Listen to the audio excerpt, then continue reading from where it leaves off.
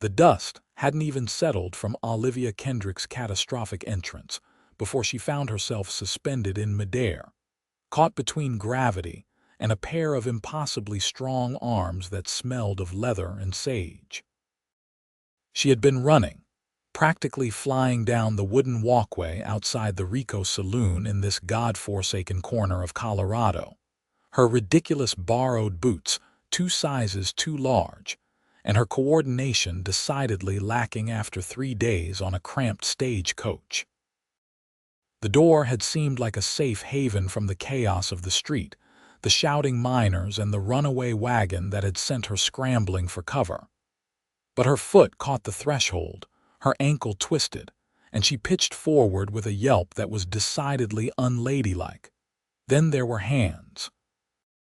Broad, calloused hands that caught her beneath her arms and around her waist, steadying her against a chest that felt like sun-warmed stone.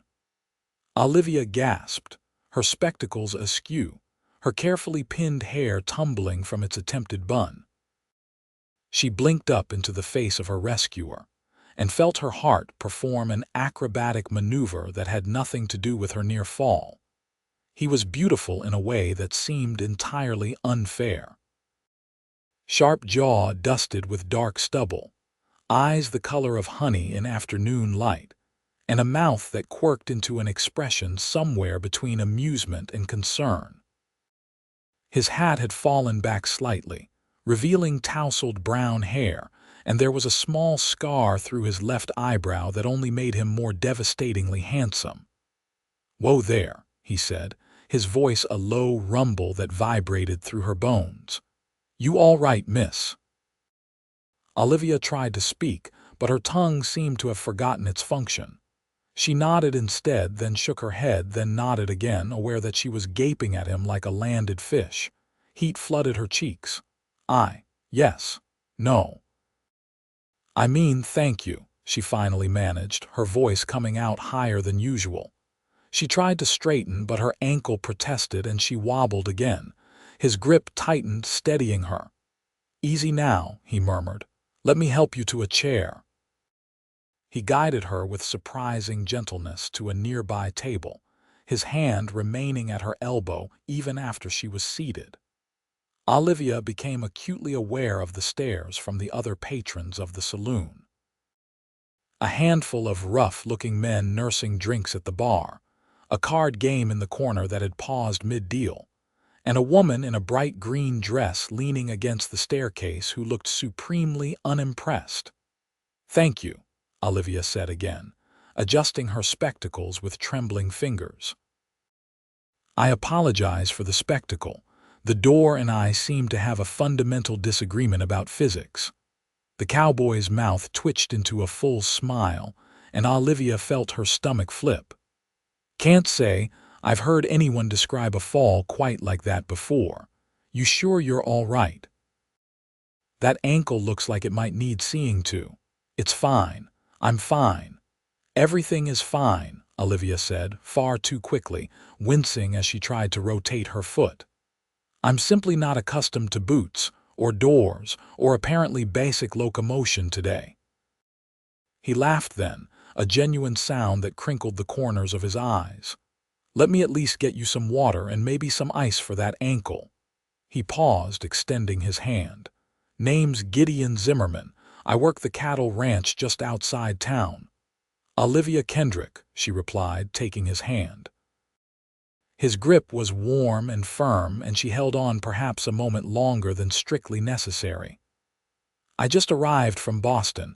I'm the new schoolteacher." "Boston," Gideon repeated, something unreadable crossing his features. "That's quite a journey." "Quite," Olivia agreed, releasing his hand reluctantly. "And apparently I've arrived just in time to make a complete fool of myself in front of the entire town." "This is just the saloon crowd," Gideon said with a wink that made her heart stutter. "You won't make a fool of yourself in front of the entire town until Sunday service." Despite her embarrassment, Olivia found herself laughing. It surprised her, this ability to find humor in her mortification. But there was something about Gideon Zimmerman's easy manner that put her at ease, even as his presence made her hyper-aware of every breath she took. He disappeared behind the bar and returned with a glass of water and a cloth wrapped around some ice. He knelt beside her chair, his movements confident but gentle as he lifted her ankle to rest on an adjacent chair and positioned the ice pack. "Keep that on there for a bit," he said, his fingers lingering briefly on her calf before he seemed to catch himself and pulled back. "Should help with the swelling." "You're very kind," Olivia said softly, meaning it. "I'm not usually so clumsy. Well, actually, that's not true. I'm almost always this clumsy, but I'm usually better at hiding it." Gideon settled into the chair across from her, his long legs stretched out, completely at ease. "Something tells me you're not very good at hiding much of anything, Miss Kendrick." It should have sounded insulting, but the warmth in his eyes made it feel like a compliment. Olivia took a sip of water to cover her confusion. "What brings a Boston schoolteacher all the way to Rico?" Gideon asked, genuine curiosity in his voice. Olivia considered the question. The truth was complicated, wrapped up in a broken engagement, a suffocating society that had no use for a woman with too many opinions and not enough grace, and a desperate desire for something more than the life that had been mapped out for her. But she didn't know this man well enough to bear all of that. "Adventure," she said instead, which was also true. "And the opportunity to make a difference." The posting in the newspaper said Rico was a growing town in need of an educated teacher. It seemed like fate. "Fate," Gideon echoed, and something flickered in his expression. "I used to believe in that." "Used to," he shrugged, but there was tension in the gesture. "Lost my folks 3 years back. Fever swept through the ranch, took them both in a week.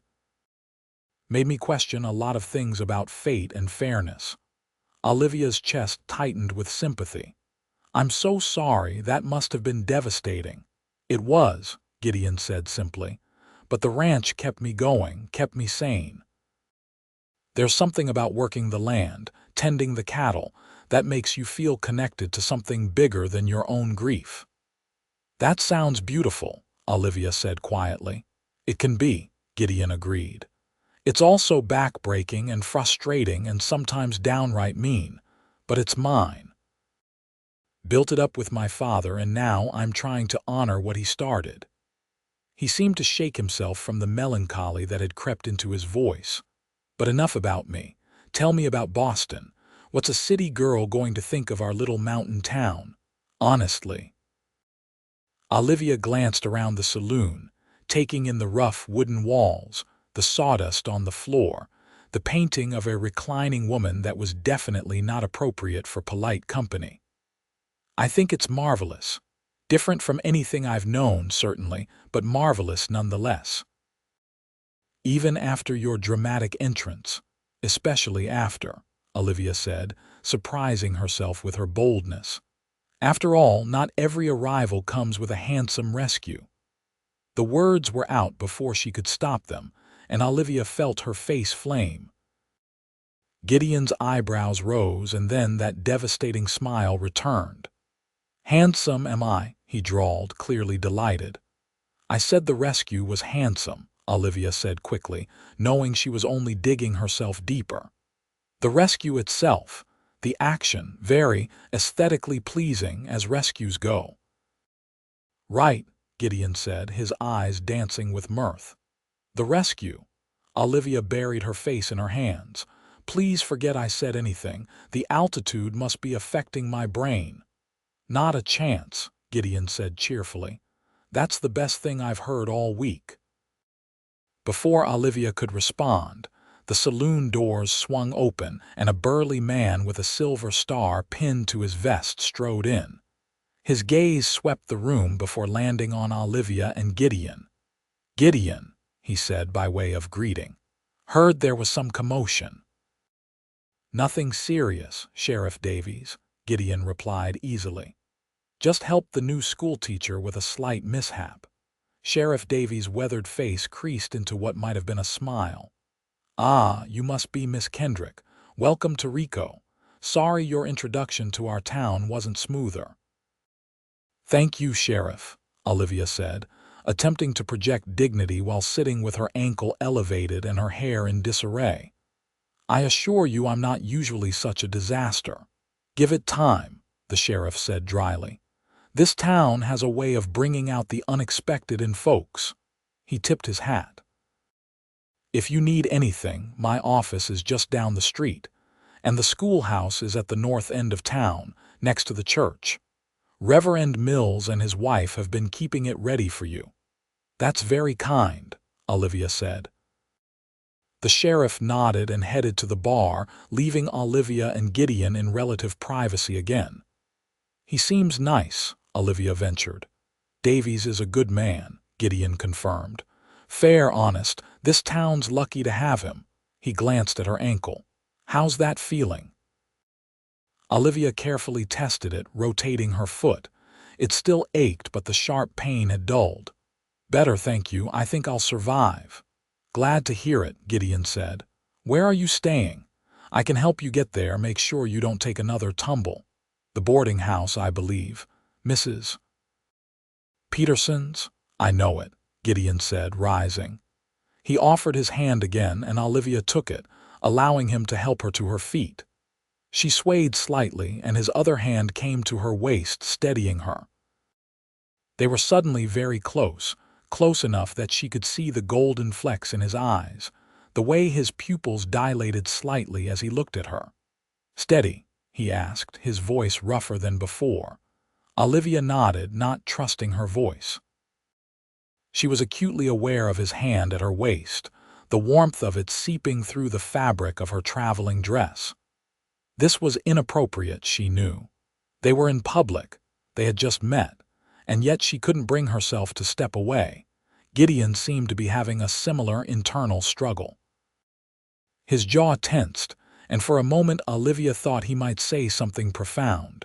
Instead, he cleared his throat and stepped back, offering his arm. "Shall we?" The walk to Mrs. Peterson's boarding house was slow, accommodating Olivia's tender ankle. Gideon matched his pace to hers, his arm steady beneath her hand. The late afternoon sun cast long shadows across Rico's Main Street, and Olivia took the opportunity to study her new home. It was smaller than she'd expected, a collection of wooden buildings clustered in a valley surrounded by mountains that seemed to scrape the sky. The air was thinner here, crisper, scented with pine and something wild she couldn't name.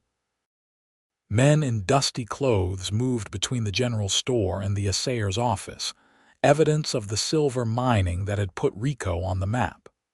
Women in simple dresses carried baskets, their curious glances following Olivia and Gideon as they passed. "It's beautiful here," Olivia said softly. "The mountains, I've never seen anything like them." "They grow on you," Gideon said. "Some mornings I wake up and still can't believe I get to see them every day. Other mornings I'm too busy cursing the cold to appreciate them." Olivia laughed. "How cold does it get?" "Cold enough that you'll want to invest in better boots than those," Gideon said, glancing pointedly at her ill-fitting footwear. "And several more layers. Winter here doesn't mess around." "I'll keep that in mind," Olivia said. "Though I hope my coordination improves before the snow arrives." "I can't imagine ice and I would be good friends." "I could teach you," Gideon said, then seemed to realize what he'd offered. "I mean, if you want, how to walk on ice and snow. Not that you don't know how to walk. You clearly know how to walk, just maybe not in boots or through doors." It was Olivia's turn to be delighted by his awkwardness. "Are you flustered, Mr. Zimmerman?" "Might be," he admitted, and the honesty in his voice made her like him even more. They reached the boarding house, a tidy two-story building with cheerful yellow curtains in the windows. Before they could knock, the door flew open to reveal a round woman with rosy cheeks and sharp eyes. "Miss Kendrick," she exclaimed. "I've been watching for you all afternoon. Come in, come in. Oh my, what happened to your ankle, and Gideon Zimmerman, are you responsible for this? He saved me from a much worse fate, Mrs. Peterson, Olivia said quickly. I had an unfortunate encounter with the saloon door. Mrs. Peterson's expression softened. Well, that was kind of you, Gideon. Come in, both of you. I've got tea on and you look like you could use it, dear. The interior of the boarding house was warm and welcoming, with lace doilies on every surface and the smell of fresh bread in the air.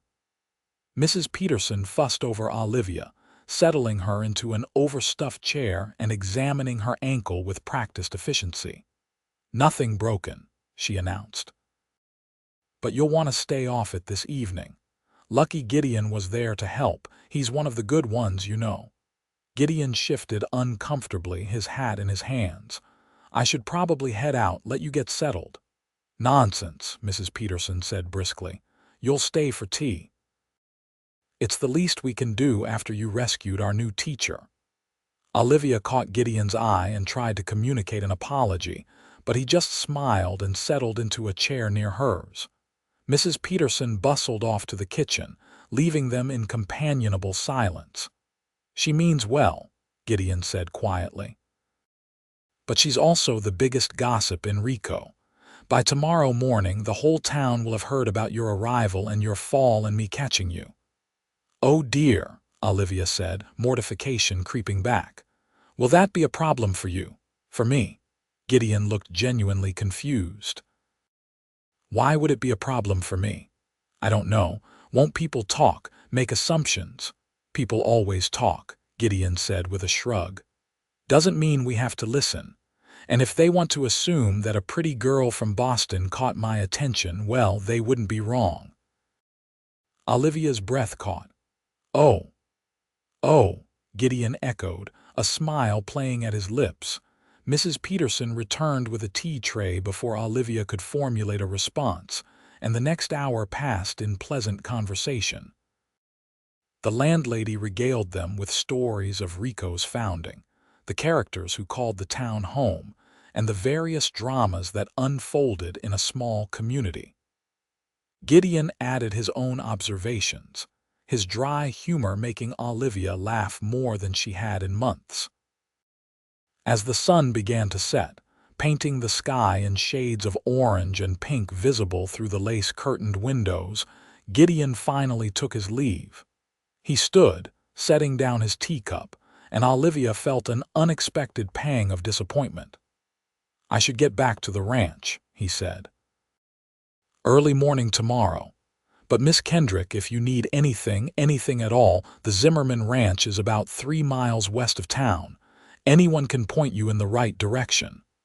Thank you, Olivia said, rising carefully, for everything. The rescue, the ice, the company. You've made my first day in Rico far more pleasant than it had any right to be. The pleasure was mine, Gideon said, and the sincerity in his voice made her heart flutter. He hesitated, then added, I hope I'll see you again soon. I'd like that, Olivia replied softly. His smile was brilliant, transforming his handsome face into something almost radiant. Good, that's good. He nodded to Mrs. Peterson. Madam, always a pleasure. After he left, the boarding house seemed dimmer somehow, less vibrant. Mrs. Peterson looked at Olivia with knowing eyes. That boy doesn't smile like that for just anyone, she said. Olivia felt her cheeks warm. We only just met. Sometimes that's all it takes, Mrs. Peterson said wisely. His mother, God rest her soul, used to say that Gideon would know his match when he found her.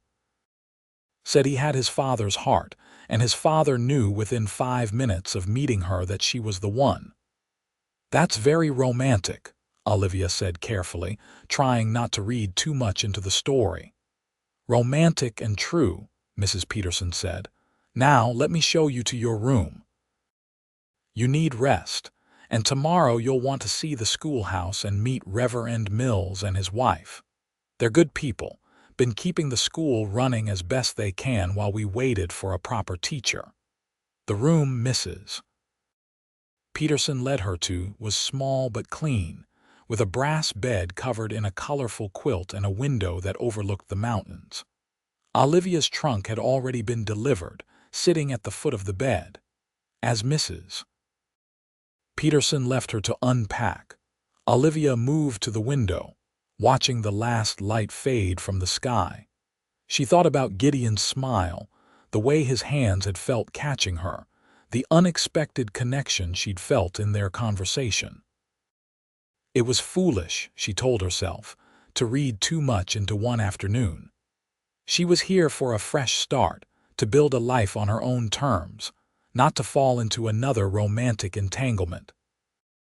But as she prepared for bed that night, Olivia couldn't help replaying every moment of their meeting, couldn't help hoping that she would indeed see Gideon Zimmerman again soon.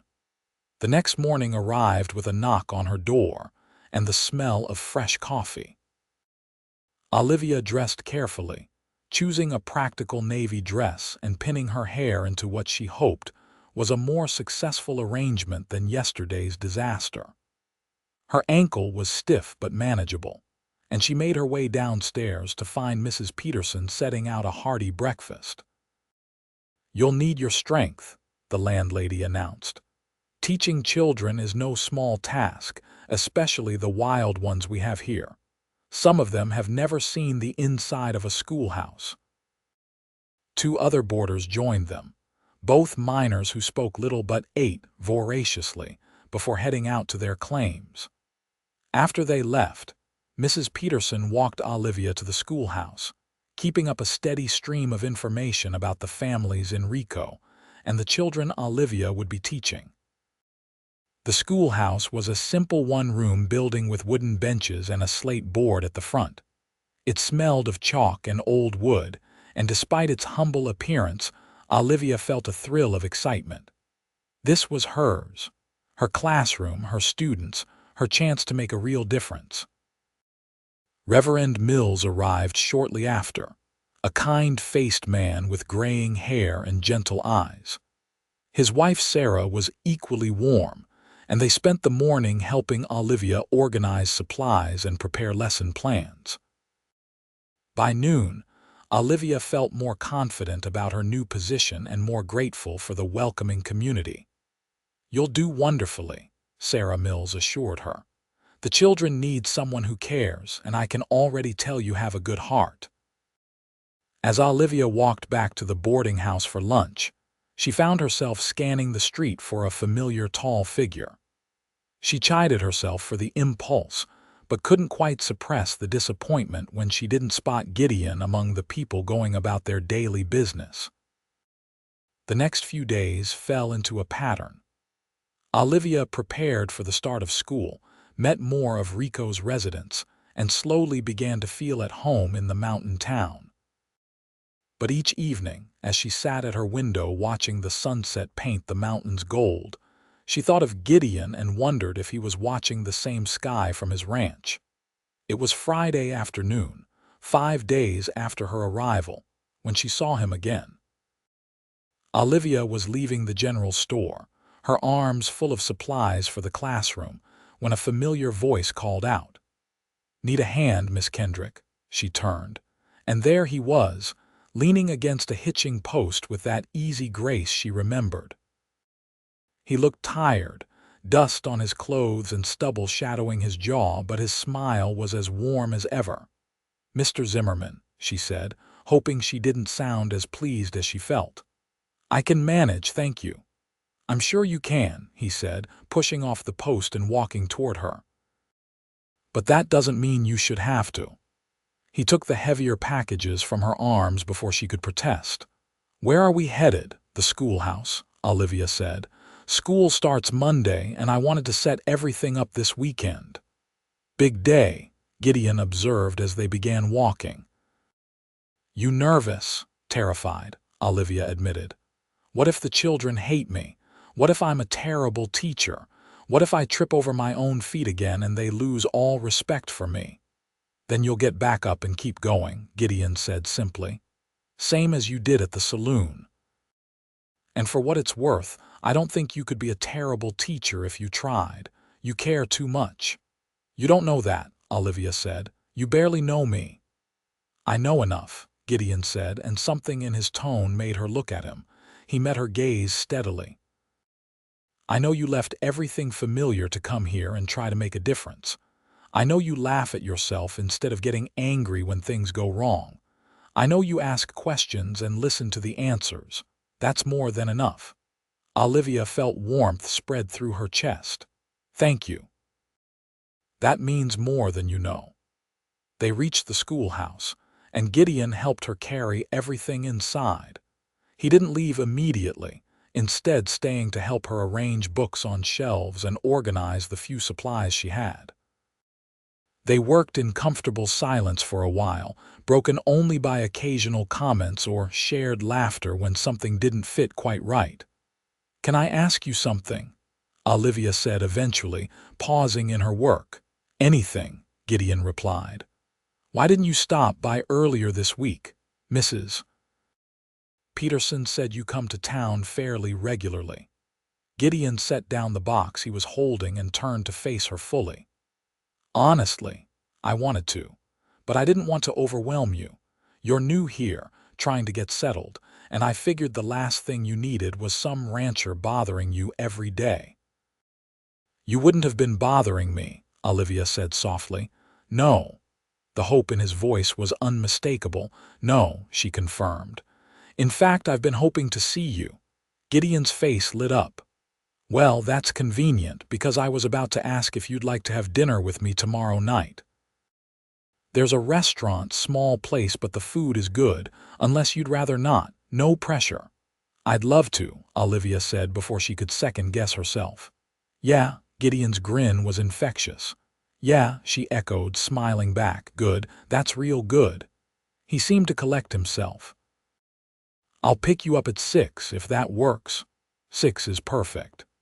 Gideon helped her finish setting up the classroom, and by the time they were done, the sun was beginning to set. He walked her back to the boarding house, and as they said goodbye on the porch, Olivia felt a flutter of anticipation that had nothing to do with her first day of teaching. Saturday seemed to crawl by. Olivia tried to keep busy, reviewing her lesson plans and exploring more of Rico, but her mind kept drifting to the evening ahead.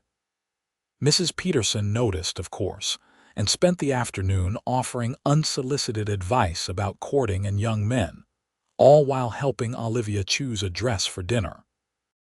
When 6 o'clock arrived, Olivia was wearing her best dress, a deep green that brought out her eyes, her hair finally cooperating in an elegant twist. She'd only been downstairs for a minute when there was a knock at the door. Gideon stood on the porch in clean clothes, his hair still damp from washing, holding a small bouquet of wildflowers.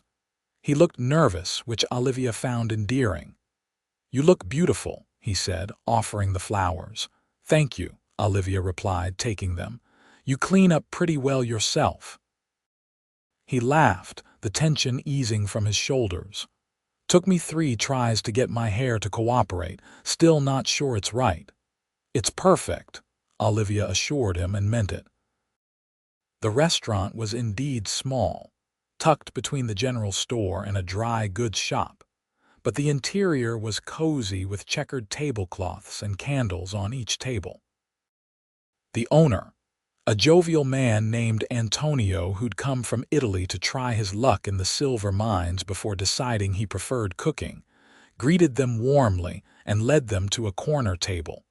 Over plates of pasta and rich red sauce, they talked. Really talked. Gideon told her about the ranch, the challenges of running it alone, his dreams of expanding the herd and maybe one day having a family to pass it on to. Olivia shared her own stories about growing up in Boston society, her love of books and learning, and eventually, haltingly, about the engagement she'd broken. "His name was Frederick," she said, pushing pasta around her plate. "He was appropriate. That's what my mother kept saying. Appropriate family, appropriate prospects, appropriate in every way except that I didn't love him and he didn't particularly like me." "Then he was a fool," Gideon said firmly. Olivia looked up, surprised by the intensity in his voice. "You don't know that." "I do," Gideon insisted.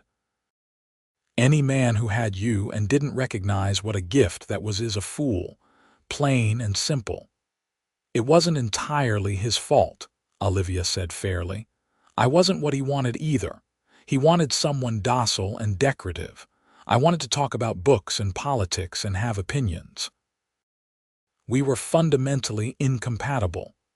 "Sounds like you dodged a bullet," Gideon observed. "My mother would disagree. Breaking the engagement caused quite the scandal. I became unmarriageable, at least in Boston society, which is how I ended up here." "Then I owe your broken engagement a debt of gratitude," Gideon said, his eyes warm, "because it brought you to Rico, to this table, to me." Olivia's breath caught. "You're very direct, Mr. Zimmerman." "Gideon," he corrected. "And I figure life's too short to dance around what you mean. My parents taught me that. They never wasted time on games or pretense. When they loved something, they said so. When they wanted something, they worked for it. I try to live the same way." "It's refreshing," Olivia admitted. "In Boston, everything was subtext and implication. You could have entire conversations without actually saying anything meaningful." "Sounds exhausting." "It was," Olivia agreed. She hesitated, then decided to take a page from Gideon's book and be direct. "I'm glad I'm here, and I'm especially glad I fell through that saloon door." Gideon's smile was brilliant. "Best accident that ever happened, far as I'm concerned." They lingered over dinner, then walked through Rico's quiet streets as night fell. The air was cool, scented with pine, and overhead the stars were brighter than Olivia had ever seen them. Gideon pointed out constellations, his shoulder brushing hers, and Olivia felt a contentment she hadn't experienced in years. When they reached the boarding house, Gideon walked her to the door. They stood in the pool of light from the porch lantern, neither quite ready to say goodbye. "I had a wonderful time," Olivia said softly. "Me too," Gideon replied. "Can I see you again? I know you'll be busy with school starting, but maybe Sunday after church." "I'd like that," Olivia said. Gideon reached for her hand, his thumb brushing across her knuckles. "Good night, Olivia." "Good night, Gideon." He held her gaze for a long moment, and Olivia thought he might kiss her. Part of her desperately wanted him to. But instead, he squeezed her hand gently and stepped back, tipping his hat. "See you Sunday," he said. And then he was walking away, leaving Olivia on the porch with her heart racing and a smile she couldn't contain. Monday morning arrived with a knot of anxiety in Olivia's stomach. She dressed carefully, ate breakfast without tasting it, and arrived at the schoolhouse an hour early. By the time families began arriving with their children, she'd reorganized her desk 3 times and nearly worn a path in the floor from pacing. The students ranged from 6 to 14, 12 children in all with varying levels of education. Some could read tolerably well, others had never held a book. But they were eager, curious, and more patient with her nervousness than she deserved. By the end of the first day, Olivia was exhausted but exhilarated. She'd done it. She'd taught her first class and survived. The week flew by in a blur of lessons and learning names and figuring out how to reach each unique student. By Friday afternoon, Olivia felt like she was beginning to find her rhythm. As the children filed out, chattering about their weekend plans, she stayed behind to clean the slate and straighten the benches. She was so absorbed in her work that she didn't hear the door open behind her. Heard the first week went well. Olivia spun around to find Gideon leaning in the doorway, that familiar smile on his face. Her heart leaped. "Gideon, what are you doing here?" "Came to town for supplies," he said, pushing off the doorframe and walking toward her. "Thought I'd stop by and see how you survived your first week as Rico's schoolmarm." "I survived," Olivia said, unable to keep the smile from her face. "Barely, but I made it." I never doubted it, Gideon said. He was close now, close enough that she could see the dust on his shirt, smell the familiar scent of leather and sage. You've been busy. I didn't want to interrupt. I missed you, Olivia admitted, then felt her cheeks heat. I mean, I missed our conversations from dinner. It's been a busy week. I missed you too, Gideon said softly. A lot, actually. He paused, seeming to gather his courage. Olivia, I know this is fast. I know you've only been here 2 weeks and we've only spent a few hours together. But I can't stop thinking about you. Can't stop wanting to see you, talk to you, make you laugh. I'm not good at playing games or taking things slow. So I'm just going to say it. I'm falling for you. Hard and fast and completely. Olivia's breath caught. The schoolhouse seemed to shrink until there was only the two of them, his honey-colored eyes searching hers, waiting for her response. I'm falling for you too, she whispered. It terrifies me how quickly this is happening, but I can't seem to help it. Gideon's hand came up to cup her cheek, his thumb brushing across her skin with infinite gentleness. Don't be scared, he murmured. I've got you. I'll always catch you, remember? I remember, Olivia breathed. He leaned in slowly, giving her time to pull away if she wanted. She didn't want to.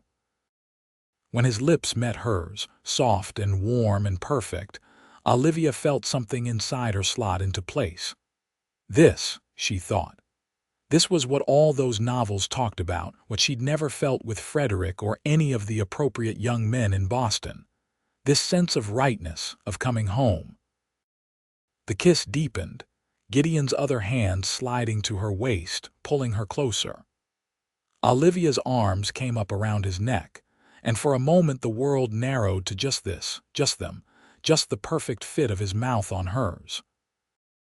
When they finally pulled apart, both breathing hard, Gideon rested his forehead against hers. Been wanting to do that since the moment I caught you, he admitted. Took you long enough, Olivia said, and felt his laugh rumble through both of them. Trying to be a gentleman, he said. But you make it real difficult. Good, Olivia replied and kissed him again. They might have stayed like that indefinitely, but the sound of voices outside reminded them that they were in a very public place. Reluctantly, they separated, though Gideon kept hold of her hand. Come out to the ranch tomorrow, he said. Let me show you what I do where I live. Spend the day with me. Yes, Olivia agreed immediately. I'd love that. The next morning, Gideon picked her up in a wagon and they drove out of Rico toward the mountains. The landscape was breathtaking, all rolling hills and distant peaks, the autumn air crisp and clean. The ranch, when they reached it, was more substantial than Olivia had expected. A sturdy house with a wide porch, a large barn, corrals full of cattle, and smaller outbuildings scattered across the property. It's beautiful, Olivia said, taking it all in. It's home, Gideon said simply. He helped her down from the wagon, his hands lingering at her waist. Come on, I'll give you the tour. He showed her everything with obvious pride. The barn where he kept his horses, the cattle that were his livelihood, the vegetable garden he maintained with varying success. Inside the house, Olivia saw a comfortable home filled with personal touches. Photographs of Gideon's parents, books on the shelves, a quilt his mother had made draped over the sofa. She would have liked you, Gideon said, noticing where Olivia's gaze had landed on a photograph of a handsome couple. My mother.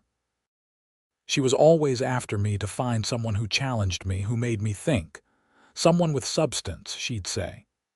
She sounds wonderful, Olivia said softly. She was, Gideon agreed. Both of them were. I miss them every day, but especially times like this.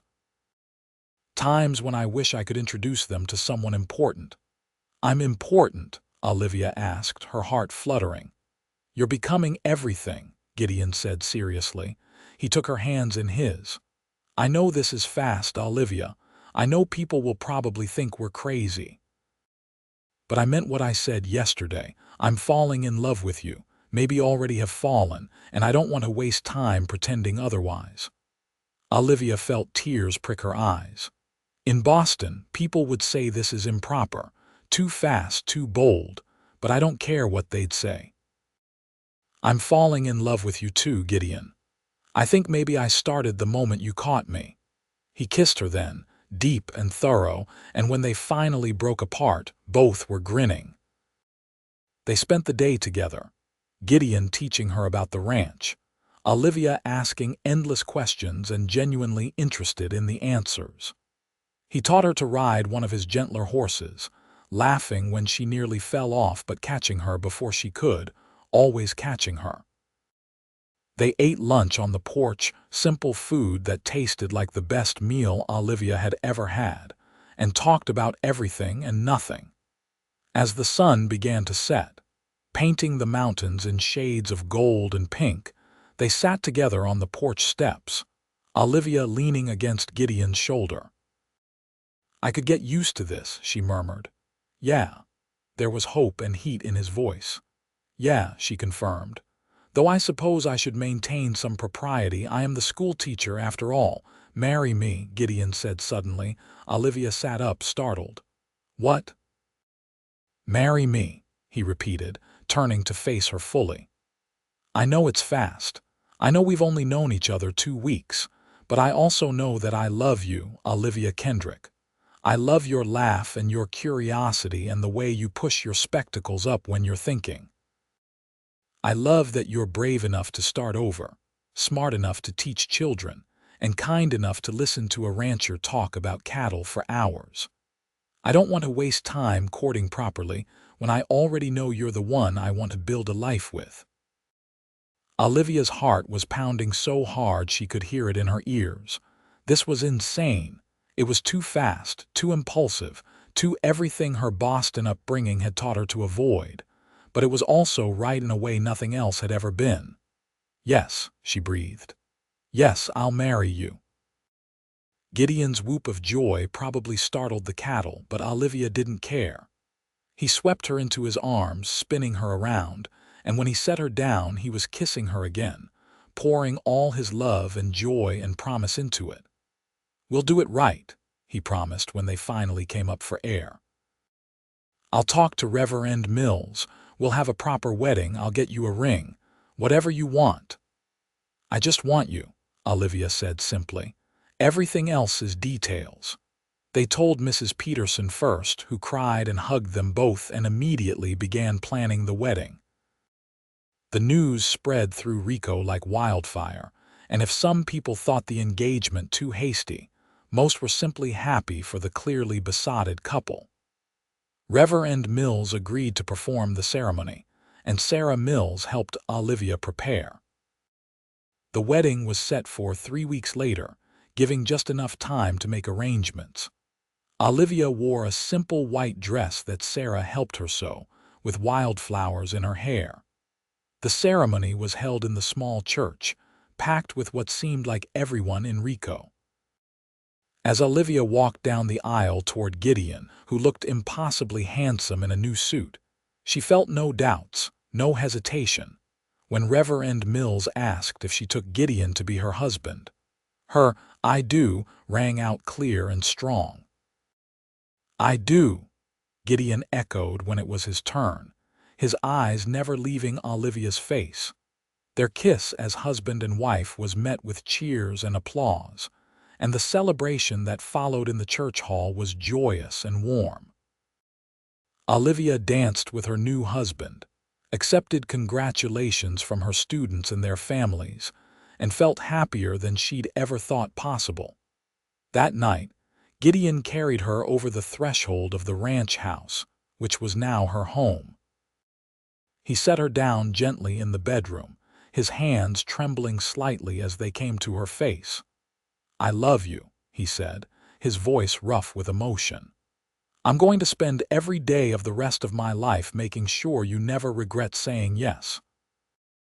"I could never regret it," Olivia whispered, reaching up to pull him down for a kiss. "You're my home now, Gideon. You and this ranch and this life, all of it." They made love for the first time as husband and wife, tender and passionate and perfect. And afterwards, wrapped in each other's arms as moonlight streamed through the window, Olivia felt a peace she'd never known. The first months of marriage were an adjustment. Olivia continued teaching, riding into town each morning and returning in the afternoon.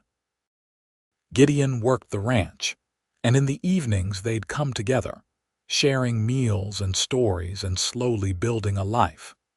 They had their first argument over Olivia insisting on helping with ranch chores despite Gideon's protests that she was already working hard enough.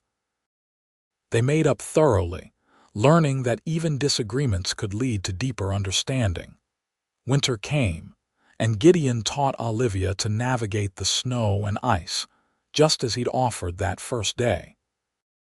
School was sometimes canceled when the weather was too harsh, and Olivia would spend those days at the ranch, helping however she could or simply reading by the fire while Gideon worked.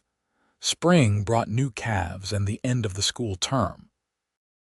Summer was busy with ranch work, and Olivia discovered she loved the physical labor, the satisfaction of a hard day's work. She also discovered she was pregnant. She told Gideon one evening on the porch, the same place he'd proposed. He'd been talking about his plans for expanding the herd, and Olivia waited for a pause before quietly saying, "We might need to expand the house too." Gideon looked at her, confused. "Why's that?" "Because in about 7 months we're going to need a nursery." The moment of stunned silence before comprehension dawned was almost comical. Then Gideon was pulling her into his arms, laughing and crying at the same time. "A baby," he kept saying, wonder in his voice. "We're having a baby." "We are," Olivia confirmed, her own tears flowing freely. "Are you happy?" "Happy doesn't even begin to cover it," Gideon said, kissing her soundly. "You've given me everything, Olivia. A home, a partner, and now a family. I didn't think I could love you more, but somehow I do." The pregnancy was relatively easy, and Olivia taught through the fall term, only stopping when she became too large to comfortably stand for long periods. Sarah Mills stepped in to finish the school year, and Olivia spent her final weeks of pregnancy preparing the nursery and dreaming about the future. Their son was born on a cold February morning in 1886, after a long labor that left Olivia exhausted but elated. Gideon held their baby with shaking hands, tears streaming down his face as he examined every tiny finger and toe. "He's perfect," he whispered. "You're perfect. God, Olivia, I love you so much." They named him James after Gideon's father, and he became the center of their world. Gideon was a devoted father, often strapping the baby to his chest as he did ranch chores, talking to James about the cattle and the land and the legacy they were building. Olivia returned to teaching when James was 6 months old, bringing him with her to the schoolhouse where he'd sleep in a basket or be passed around by the older students who doted on him. The community embraced them, and Olivia felt her roots in Rico growing deeper every day. 2 years later, their daughter arrived, a tiny thing with Gideon's honey-colored eyes and Olivia's dark hair. They named her Alina, and she proved to have her mother's curiosity and her father's determination. James adored his little sister, and watching Gideon with both children made Olivia fall in love with him all over again. Life wasn't always easy. There were hard winters and dry summers, cattle that got sick and crops that failed. There were moments of frustration and exhaustion, times when Olivia missed Boston's conveniences or Gideon worried about providing for his growing family. But through it all, they had each other. They had love that had started with a stumble and a catch and had grown into something unshakable. Years passed, marked by the changing seasons and the growth of their children. James grew tall and serious, with his father's work ethic and his mother's love of learning. Alina was spirited and fearless, charming everyone she met. The ranch prospered under Gideon's careful stewardship, and Olivia's school became known throughout the region for producing thoughtful, well-educated students. On their 10th anniversary, Gideon took Olivia back to the saloon where they'd first met. It had been renovated since then, but the threshold was the same.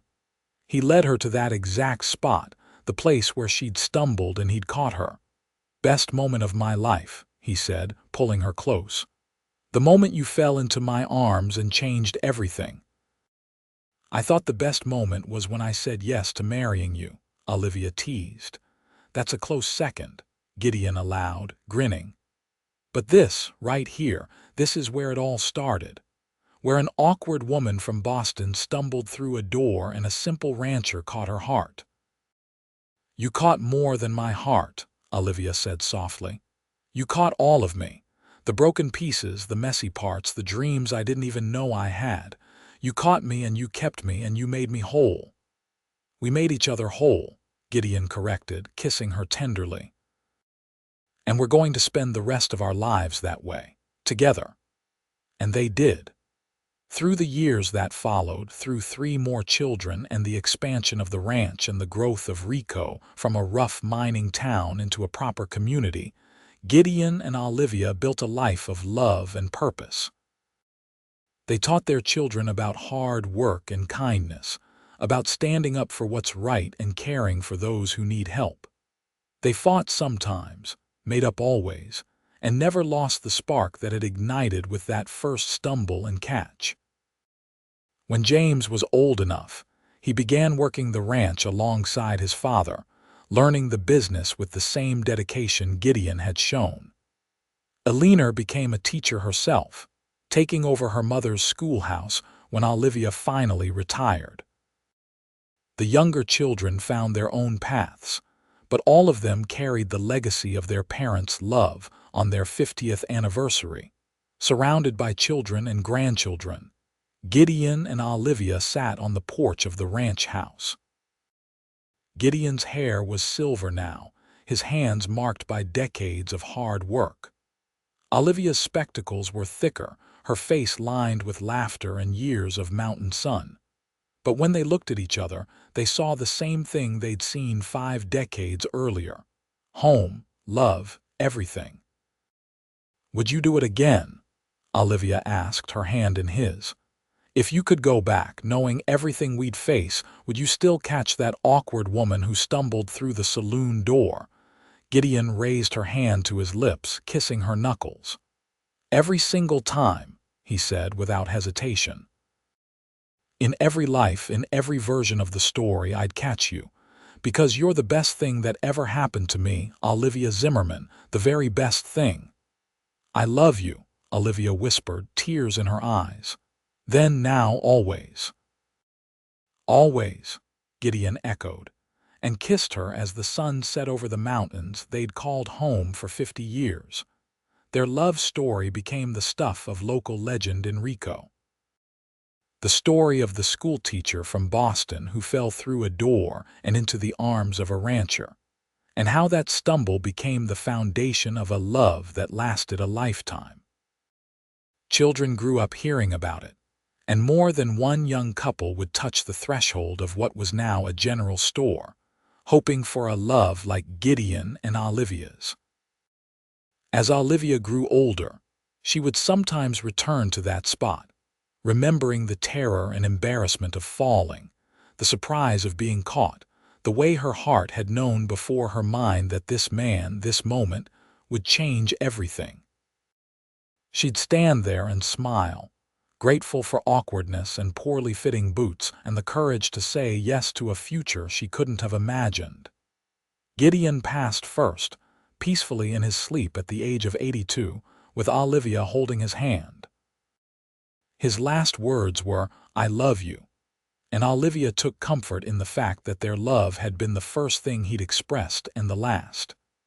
She followed him 3 years later, surrounded by the family they'd built together, her final breath a whisper of his name.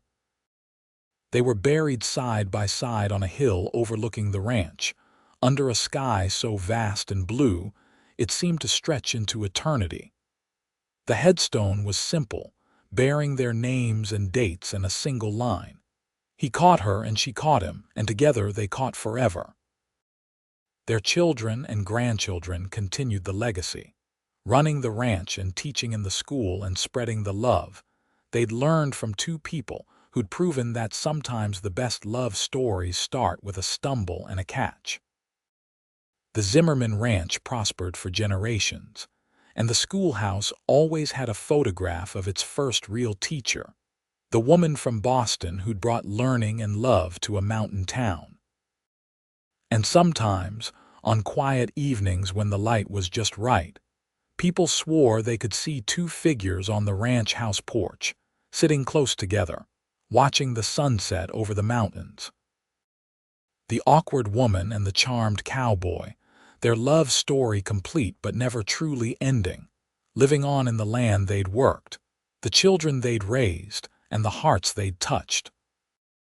In Rico, Colorado, where the mountains met the sky and the Old West had given way to new times, the story of Olivia and Gideon remained a testament to the power of love, the beauty of taking chances, and the magic that could happen when two people found each other in the most unexpected ways. Their stumble and catch had become a legacy, a reminder that sometimes falling is just the beginning of learning to fly.